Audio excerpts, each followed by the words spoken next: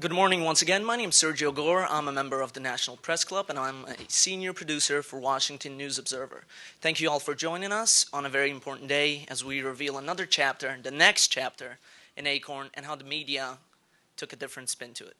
Our first speaker has been an ardent supporter, truly a patriot, if we can call him that, who broke away from committee right now, so he's only here for a couple of minutes. We'll make a quick statement, but a very important ally to this fight. Please welcome Congressman Steve King.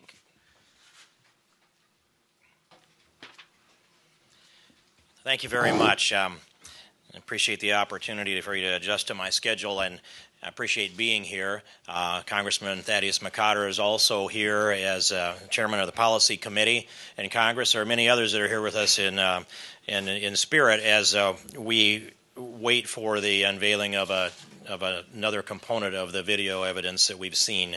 I anticipate that it will have the kind of impact that some of the previous films have.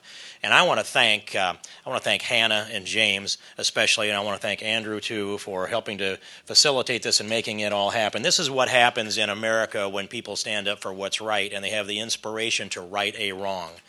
I have been looking at ACORN for 4 to 5 years. I introduced my first amendment to unfund ACORN, at least tracking back through our records, in 2007. Drafted an amendment then, and there was no traction to be had. We couldn't get attention, even though, as we watched this unfold, the transgressions of ACORN accumulated month by month and year by year. And I would just take you back to the shakedown of lenders that precipitated some of the financial meltdown and the toxic mortgages. Think in terms of ACORN employees bragging about going into a lender's office and pushing his desk off against the wall and surrounding the lender and hollering and shouting and intimidating them and jamming the doorways of the lender's building so they can't do business until they pay off and get the shakedown paid away. And then having ACORN come back later on and say, but now you need to make bad loans in bad neighborhoods, and we'll tell you which neighborhoods. Community Reinvestment Act was about ending redlining, drawing red lines around districts because areas that lenders were not loaning into. And it became ACORN redlining, saying to lenders, you shall loan here and we'll tell you who, and then we'll broker those loans. This went on. That's part of it. We've seen the over 400,000 fraudulent voter registration forms, false or fraudulent voter registration forms that ACORN has admitted to in the previous election cycle in swing states. We've seen ACORN operate as a partisan get-out-the-vote machine for Democrats with our U.S. tax dollars. Now, they can argue their different corporate configurations. 361 affiliates of ACORN have been identified in the report that was produced, and thanks to Congressman Darrell Issa, ranking member of Government Reform, on July 23rd of this year, that report came out. That's when Chairman of the Judiciary Committee, John Conyers, that night in the Congressional Record, agreed to read the report and respond to that, and we've been carrying on this dialogue about congressional investigations of ACORN ever since. It is a very slow process to try to get an affirmative response from the Chairman of the Judiciary Committee, who should be outraged by what we have seen.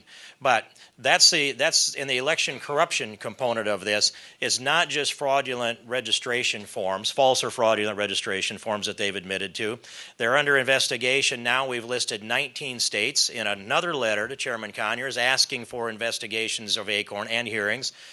Those 19 states, there are approximately 70 convictions of ACORN employees. Now, and ACORN itself as an entity is under indictment in the state of Nevada for violation of their election laws. And there are 11 individuals. There have been warrants that have been served in Florida for violations of their voter registration laws down there. And if that's not enough, and people will say from ACORN, well, it was only fraudulent forms. Truthfully, what we really think is that they believe that there were no fraudulent votes. They don't think that in Troy, New York, whether they're under investigation there for fraudulent votes. That's the election component of this. It goes on and on and on. ACORN is a corrupt criminal enterprise. That's the conclusion of the July 23rd report. But we couldn't crack into that without Hannah and without James, because they had the insight to go inside those buildings and present themselves as, I'll just say, a pimp and a prostitute. And we got to look inside ACORN to see the character and the culture behind those doors in 5 cities. And now America is outraged, and now Congress has voted in the House and the Senate to unfund ACORN, even though people like Barney Frank have worked for years to open up authorization that would set ACORN up to tap into funds as large as $8.5 billion. And temporarily suspended by a continuing resolution, but opening up the door again November 1st if Congress doesn't act. We need to act as a Congress. We need to open up investigations in the Judiciary Committee and Government Reform and Ways and Means and the Appropriations Committee and also in Financial Services. You'll recognize some of the chairs of those committees. They are the most likely to be defenders of ACORN. The Department of Justice needs to investigate, and if they're going to be an actual Department of Justice, there's no way that they can say that this ACORN investigation shouldn't be opened up completely in cooperation with the IRS.